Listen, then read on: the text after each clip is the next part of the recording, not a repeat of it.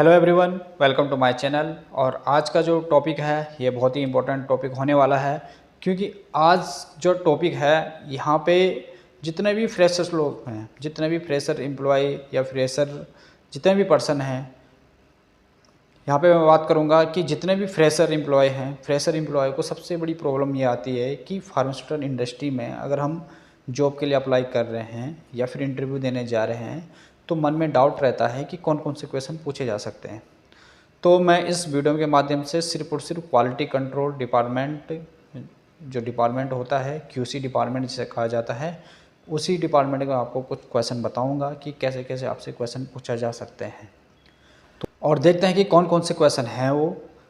सबसे नंबर 1 पे आता है कि अगर आप pharmaceutical industry quality control department में इंटरव्यू देने जा रहे हो तो एक चीज़ का आप ध्यान रखें कि जो लास्ट टाइम पे आपने अगर कोई भी प्रोजेक्ट बनाए हैं, प्रोजेक्ट किए हैं कंप्लीट, तो उसके रिगार्डिंग जितने भी आपको नॉलेज है वो सब के सब नॉलेज आपको गेन करके रखना पड़ेगा। आपको अच्छा एक्सपीरियंस होना चाहिए, अच्छा नॉलेज होना चाहिए।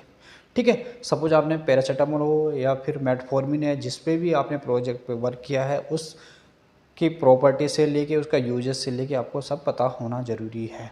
ठीक है, सेकंड नंबर पे आपका पीएच के बारे में, आपको पीएच के बारे में पता होना बहुत ज़रूरी है। ठीक है, कई बार जितने भी एम्प्लॉय हैं या जितने भी स्टूडेंट हैं वो ये गलती कर देते हैं कि वो छोटी छोटी बातों का ध्यान नहीं रखते हैं और सोचते हैं कि पीएच तो मैं ऐसे ही बता दूंगा या पीएच का मुझे पता है। तो इसलिए आपको ध्यान रखना है, पीएच के बारे में अच्छी तरह से समझना है।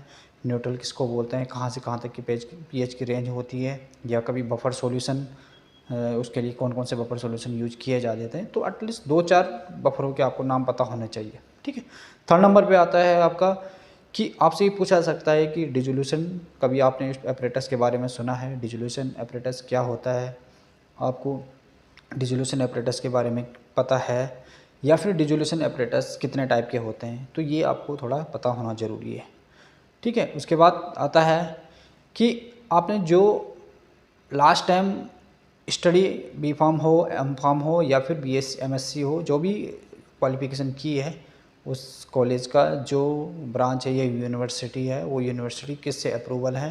तो ऐसे भी आपसे क्वेश्चन पूछ सकते हैं, इसका भी आपको आंसर होना ज़रूरी है। टेल मी योर सेल्फ तो सबसे पहले ही पूछना है, उसको आप नज़रअंदाज ना करें और ये ना सोचें कि टेल मी योर सेल्फ जब मैं वहीं जाऊंगा या जब मैं इंटरव्यू देने जाऊंगा तो उसी समय मैं बता दूंगा कि टेल मी योर सेल्फ के बारे में क्या होता है। ऐसी गलती ना करें। टेल मी योर सेल्फ आप पहले से प्रिपेयर होकर जाएँ, अपने ड्रेसिंग से लेके अपना ये सब हेयर स्टाइल से लेके सब चीज़ का ध्यान रखें। और भी क्वेश्चन आपसे पूछ सकते हैं, जैसे लाइक प्रेबिलिटी और डीटी डिसइंटीग्रेशन टेस्ट क्या होता है, या फिर नॉर्मलिटी और मोलरिटी। ये नॉर्मलिटी मोलरिटी आपको ज़रूर ध्यान रखना है। और इसके लिए आपको कैलकुलेशन पूछ सकते हैं कि नॉर्मलिटी कैसे निकाली जाती है, 0.1 के एचसीएल कैसे बनाया जाता है, और कुछ फॉर्मूले आपको याद करने पड़ेंगे, जैसे सोडियम क्लोराइड का फॉर्मूला क्या होता है, या फिर थोड़ा मॉलिक्यूलर वेट भी पूछ सकते हैं आपसे। तो आप मॉलिक्यूलर वेट, और जैसे सोडियम क्लोराइड का मॉलिक्यूलर वेट है, HCl का मॉलिक्यूलर वेट है, सल्फ्यूरिक एसिड का। ठीक है, तो ये आपको पता होना ज़रूरी है और इस टाइप के क्वेश्चन आपसे पूछे जाते हैं।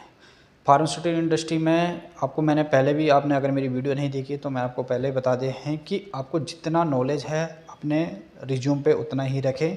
आपको कोई बड़ा चढ़ा के नहीं रखना है रिज्यूम में। जितना आपको नॉलेज है उतना ही रिज्यूम में रखें और उसकी प्रिपरेशन ज़रूर पूरा करें। ठीक है, मतलब आपके रिज्यूम पे जितनी भी बातें लिखी गई है, जितने भी रिज्यूम पे आपने टाइप कर रखा है, उस टाइप के रिज्यूम के साथ साथ आपको उसका नॉलेज होना बहुत ज़रूरी है। ऐसा नहीं है कि रिज्यूम में कुछ और ज़्यादा लिख रखा है, या फिर आपने जो रिज्यूम में लिख रखा है उसके बारे में आपको नहीं पता है, आपको नॉलेज बिल्कुल भी नहीं है। तो ऐसी गलती बिल्कुल ना करें। और आप बहुत रिलैक्स होकर इंटरव्यू दें, ऐसा जरूरी नहीं रिलैक्स होकर इंटरव्यू दें, कोई माइंड में प्रेशर लेके नहीं इंटरव्यू देना है, कंप्लीट नहीं करना है कि कोई एक टास्क है कि आज मुझे कंप्लीट करना है, ऐसा नहीं है। आप रिलैक्स होके इंटरव्यू दें। आपको थोड़ा रुकना भी पड़ सकता है, चांसेस होते हैं कि आपको वेटिंग के लिए बोल दें, तो आप उस चीज़ का भी ध्यान रखें। पेशेंस रखना बहुत ज़रूरी है, आप पेशेंस रखें, थोड़ा रुकें। ठीक है, क्योंकि देखो उस दिन अगर आप घर से निकले हो इंटरव्यू देने हैं तो वो दिन तो समझ लो आपकी इंटरव्यू के लिए है, तो उसमें 2 घंटे लगे या 4 घंटे, उसके लिए क्या सोचना है।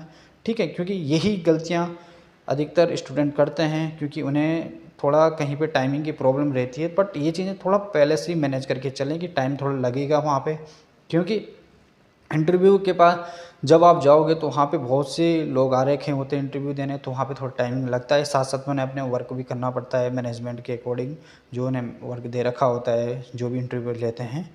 तो इस चीज़ का ध्यान रखें कि आपको पेशेंस रखना बहुत ज़रूरी है। पेशेंस रखें इस चीज़ का, और आपको जितना हो सके अपने आप को अपडेट करके जाएँ, नॉलेज गेन करके ही जाएँ इंटरव्यू देने के लिए। और भी छोटी-छोटी चीज़ें मैं इस वीडियो के माध्यम से आप लोगों को बताता रहता हूँ। अगर आपने मेरे चैनल को अभी तक सब्सक्राइब नहीं किया है, तो इस चैनल को सब्सक्राइब करें।